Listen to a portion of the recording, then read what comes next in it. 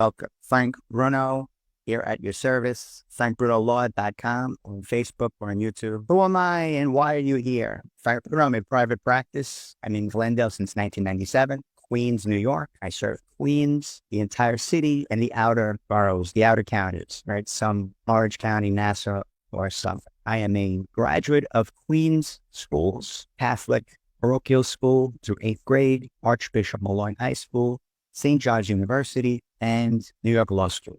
Ventured out to Manhattan. I have a staff, too many to name, but some of the principal players here are my associate, Sebastian Kazmarek, Polish-speaking, English-speaking as well, attorney, Carla, man's the front desk. She's a Spanish interpreter. Josephine helps me most frequently with the estate planning work.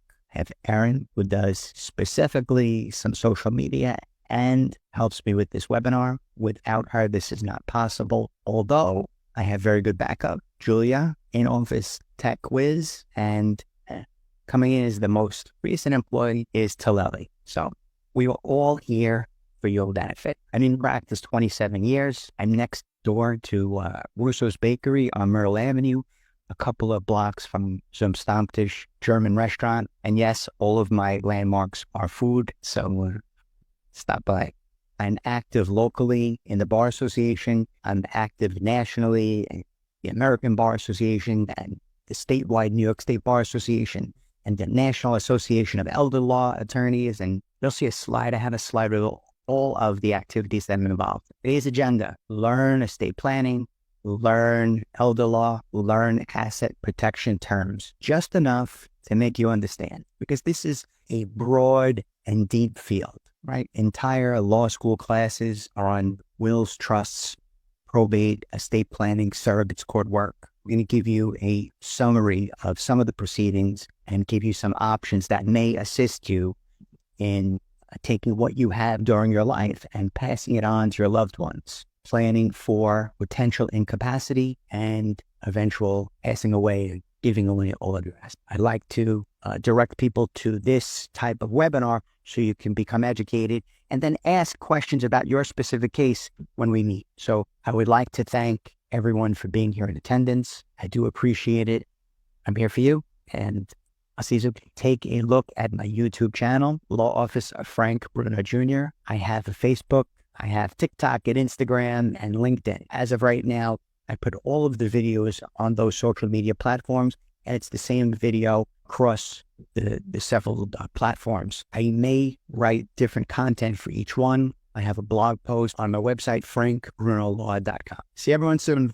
Thank you. In the losing control of your belongings category, I'm going to tell you and share the fundamentals of estate planning. And estate planning comes down to three things: access, control, and timing. The acronym is ACT. What is estate planning? It's taking care of and having a plan for your stocks, your house, your bank accounts, your annuities, all of the items of real and personal property, and the timing, and when does someone benefit. So when I am alive and well, like now, before you, mentally sharp, right?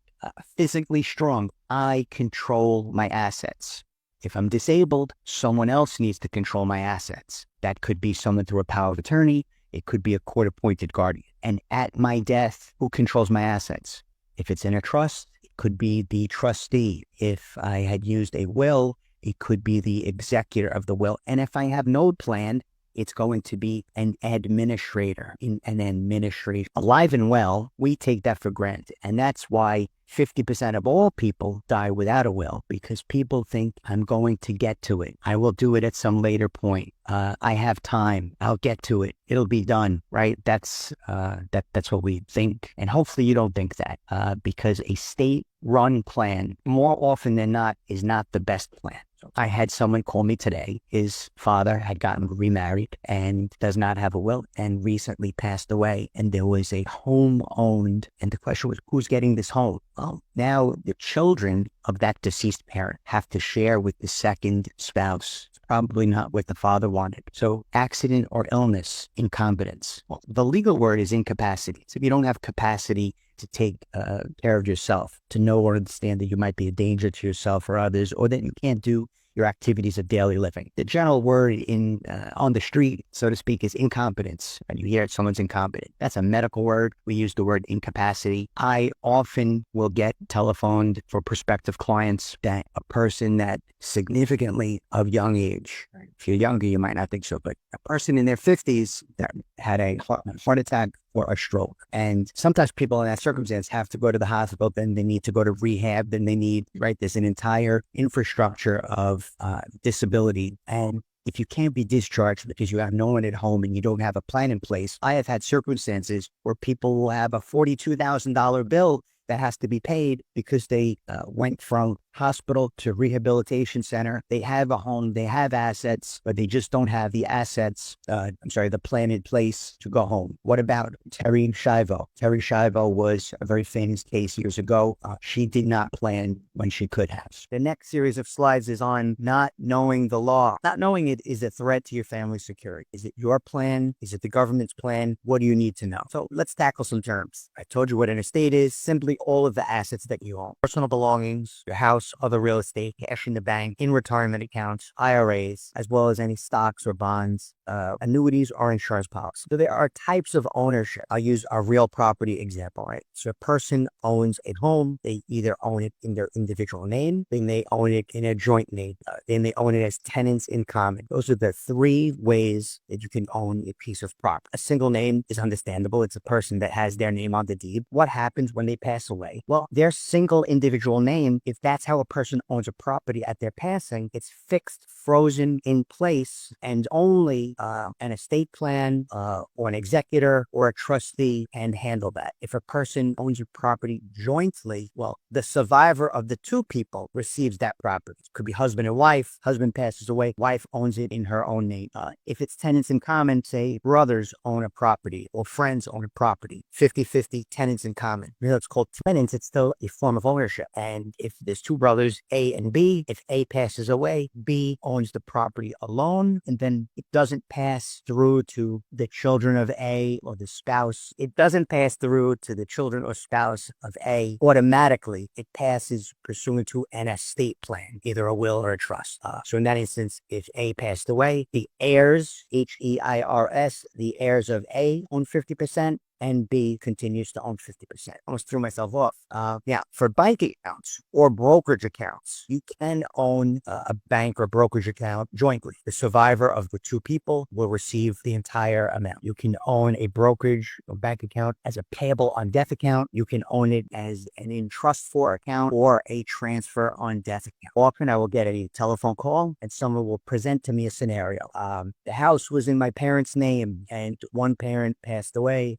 Or a parent and sibling are on it and they want to transfer. Well, it's very important to know, was it joint tenants, joint tenancy, or tenants in common? Because that will dictate how we proceed. Can we just transfer the property through a new deed and transfer documents, or do we need to go to court, obtain letters testamentary or letters of administration, and get the permission and authority to transfer the property? It all depends on the controlling document, which is the deed. And then we have advance directives. Those are documents that we utilize during life for specific purposes. There's a power of attorney, there's a healthcare proxy, there's a living will. And I'm going to get to probate, trust, and will as separate slides. Now, you may know what a will is. It's either called a will or a last will or a last will and testament. That's what we hear on the street. These are the common terms. You may have one, but chances are you may not have one. Now, if you're at a webinar like this, you may be more interested in estate planning and you already have a will in place. However, the statistics are 50% of all people pass away without a will. A will is a legal written document that names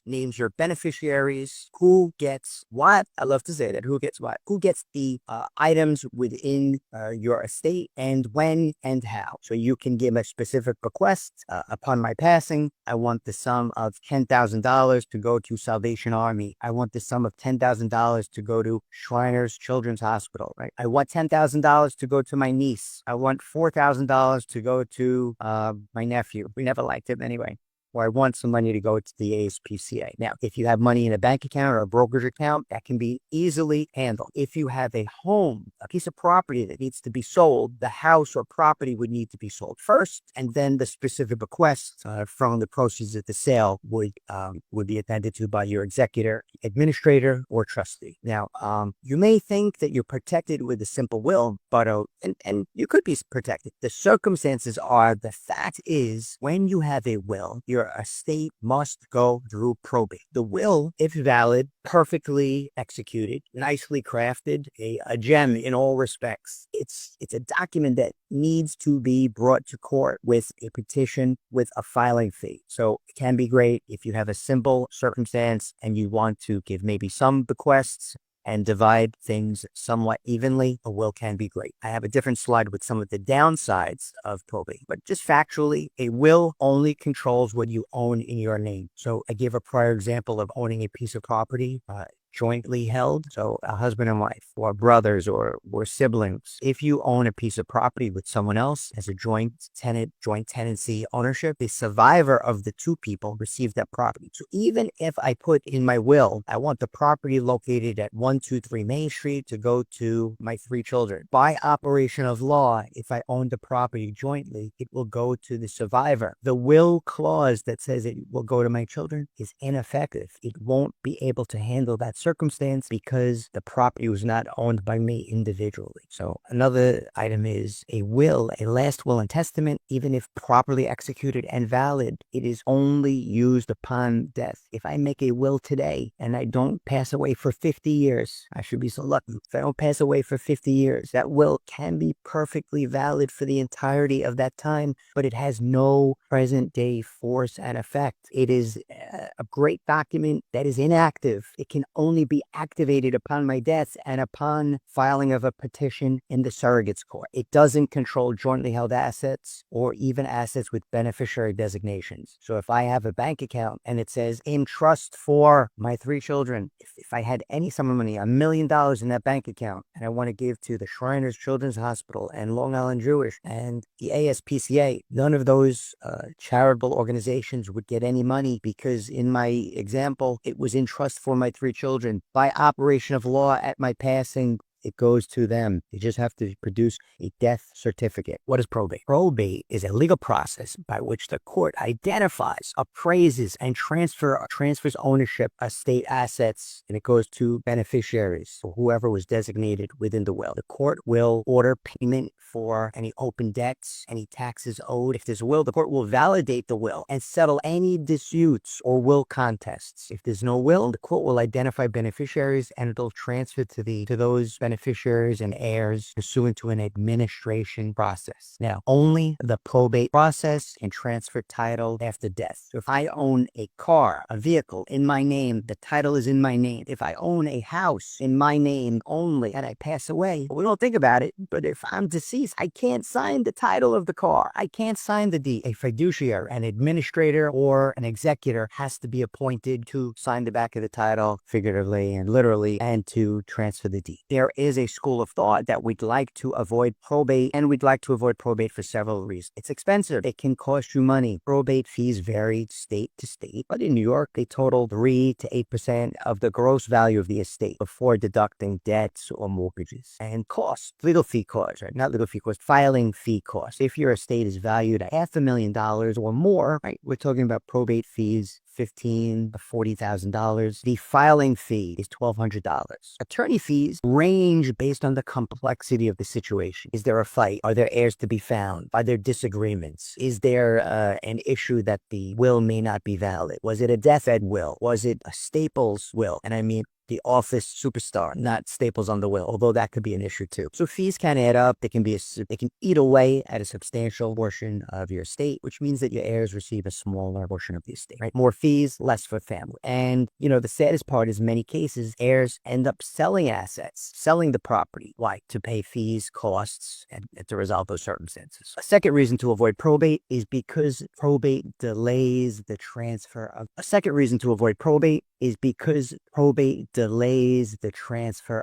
the estate to family. If a person passes away and they need to probate, it's going to be the better part of a year, maybe even 2 years. I've had instances in Queens and Brooklyn, the better part of a year, the better part of 2 years. Sometimes there's a property, a multifamily property, where there are issues in collecting rent or payment of mortgage. There are issues involving evicting people. We've had instances where a parent will pass away, one of the adult children remains in the home, and the executor is someone else, and they can't even serve or request that the person leaves because they don't have letters. They're not the executor yet. It can take many months. At the very least, it takes many months to go through probate. The national average is about 18 months. AARP, if you noodle around on their website, it shows that probate takes 1 to 2 years. While your heirs don't have control over the asset, no asset can be sold, no eviction can be done, perhaps no rent can be collected, no other assets, bank accounts can be accessed. So expenses continue to accumulate. If you have a house, you have homeowners insurance, you might have a mortgage, you might have taxes that are due. You might have water that's due. So if you have a home, you will not be able to sell until probate is complete. And that home could be sitting vacant or could be occupied with a mortgage and mortgage payments due. So what about if the property is in a state where no where no family members reside? This would cause additional concerns, additional problems, and additional expenses. The third reason to avoid probate is because of publicity. Just typically, most people don't keep their will on the coffee table or publish it in the newspaper. Most people keep their will in a home safe or a safe deposit box or in the sock drawer or in a cabinet, right? Because it's private. They don't want people to see it. They don't want it to be out and about and discussed amongst the family until the time for use. Yet when your estate goes through probate, a notice must be placed in the newspaper to let the community know that your estate is in probate and your file is available in the county courthouse for anyone who wants to read. This is an invitation for creditors or disgruntled heirs to make a claim. And because probate is public, anyone can find out the size of your estate, who it's going to, when it's going to, where the people live, the names and addresses of beneficiaries, and the day they'll receive their assets. As you can imagine, people can be taken advantage of. I had a case where a surviving elderly person was telephoned by a con artist and was asked to give money. And, they depicted an entire scenario where some cash had to be given to this person for a problem associated in the estate. And they were just taken advantage of. This was a complete fabricated event and circumstance, and it really was a problem for this person. Will contests. Sometimes wills are not clear. Sometimes you leave assets to children equally, but it really doesn't say if a child predeceases the parent. Where does that money go? And that's just one example. Does it go to the sibling? Does it go to the grandchildren? What about if one child is provided for in a less meaningful way? They get less money. Well, that child may want to contest the will for this perceived grievance. They might say, hey, my mom, my dad was not in the right frame of mind when they made the will. Even if it's not accurate, they may just say it, and then you have to figure that out. And that becomes a will contest. So the fourth reason is the loss of control. So the court will be in control, not your family. The public nature of your will opens you up to a contest. And then it's very simple, really, to have a will contest. It just requires that person does not sign off on a waiver, and then there has to be a court conference. See if there's another reason. The fifth and final reason is the multi-state probate. Just spoke to someone today that the person passed away here in New York, but they have a property in New Jersey. So you need to complete your probate in New York and then get an ancillary probate in every state where there are assets. Jersey is fine. Pennsylvania has a small estate death tax. We have a lot of people from New York that own some Poconos property or own Florida property. So we see these multiple state programs. A trust can avoid multi-state probate and a will does not. So that's one of the reasons people don't want to do probate or would like to avoid it. Trust. There are several flavors of trust. As I mentioned, the prior document was a last will and testament, and we can have a testamentary trust. That's a trust provision or paragraph baked into a last will and testament, testamentary trust. Then we have the living trusts. Living is when you're alive. You make the trust while you're living. You can have a living revocable trust, living irrevocable trust. You can have these trusts, either one, in place of a will. It's a probate avoidance vehicle, and it's a will substitute. And then you can have a special needs trust. That's beyond the scope of today's webinar.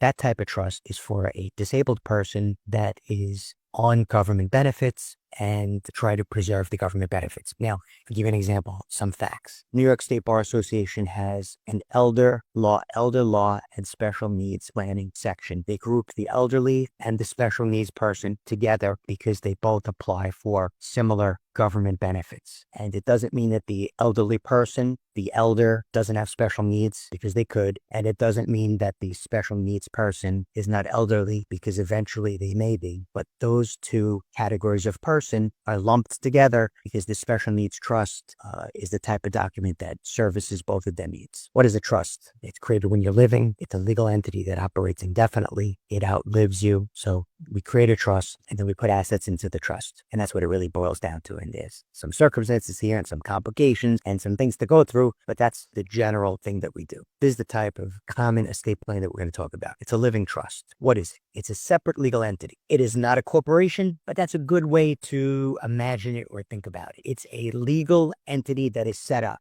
Can have its own EIN number. It can own things. So we create the Bruno Living Trust, and we retitle my home and put it into the Bruno Living Trust. We retitle my brokerage account and put it into the Bruno Living Trust. And then in the event that I pass away, and since I'm not a vampire, there will come a time that I do pass away, the trust itself will continue to live and take the steps that I want. I might say within my trust, upon my passing, I want the property to be sold and the assets divided in 3. I may say upon my passing, I want any individual assets I own to go to my wife. It'd be simple like that. What you do is you transfer the title or ownership of your asset to the name of the trust. And that would be for bank accounts, real estate, brokerage accounts, the ownership of life insurance policies. And in this Bruno Living Trust, I can also direct what's going to happen to my law office or any other asset, and what could happen to it and what I'd like to happen to it should I have an incapacity. So if I become incapable of handling my affairs, I might say I want the property located at 123 Main Street to be sold, or I want it to be managed by the trust. So if I'm disabled, I'd like the trust to collect rent and pay the mortgage and pay the bills and pay the expenses. I can direct that inside of the trust. Then I can have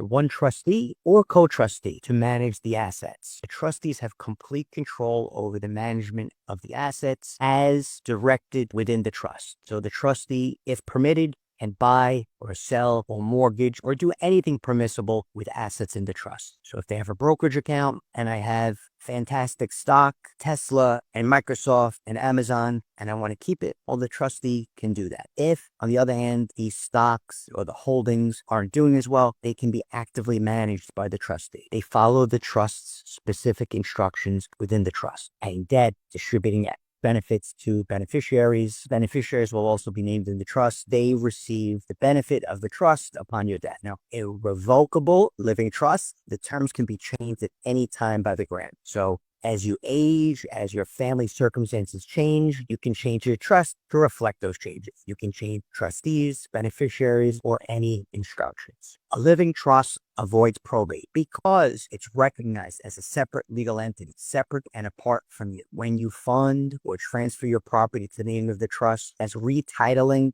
the asset, the living trust owns the property. You don't own it. Therefore, your assets will bypass probate. But the trust has to be properly funded to avoid probate. It is critical and it is too often overlooked. We can assist you with the process of funding these things. Further or more advanced planning can provide additional benefit. With proper planning, you can provide discretionary distributions. So I could say, I want to give the sum of $1,000 to my grandchild when my grandchild graduates college, when my grandchild has a religious ceremony, when my grandchild gets married. That's a discretionary milestone event. I set aside the sum of $50,000 in the event that my grandchild graduates secondary education or obtains an advanced degree, or you could earmark it to perhaps purchase a property for them. So you can accomplish other benefits unique to your situation. So if you have, these are daughter first. If you have a daughter and you don't like your son-in-law, you can provide for money for your daughter and it will never go to your son-in-law. So a few years ago, I wrote a blog article and then I did a video about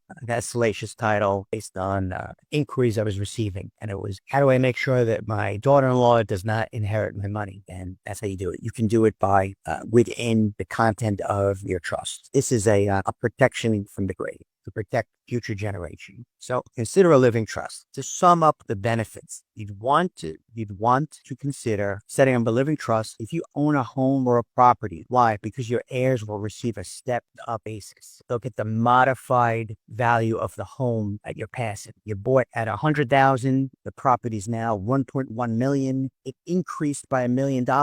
You don't want to transfer that during your life. We'd like it to pass at your own passing, pass at your passing, transfer at your passing. Your heir, your beneficiary, receive the stepped up basis. They don't pay tax on that money. They receive it at the value of that later date. You consider a trust because you want your affairs to be managed the way you direct. You'd like your affairs to be governed in the way that you'd like if you became incapacitated. You'd like your affairs to remain private. No public proceeding, no court involvement by using a trust. Sometimes I get contacted. Used to happen more frequently. I think there's a lot of education in the trust field, but I used to get more frequently a house was transferred to children during the life, sometimes to avoid a nursing home, sometimes because the parent wanted to be helpful to the child, but that adult child will now probably pay capital gains should they sell it. If it was transferred for no consideration within 5 years of needing a nursing home, the nursing home may deny Medicaid coverage. I had a specific instance where 2 daughters received the property of the parent. They rented out the home, and then they did not share the proceeds that rented our home to the parent. You'd consider a trust if you're single. A single individual has special estate planning needs. You have no legal partner that'd be recognized upon your incapacity and death. You have no marital exemption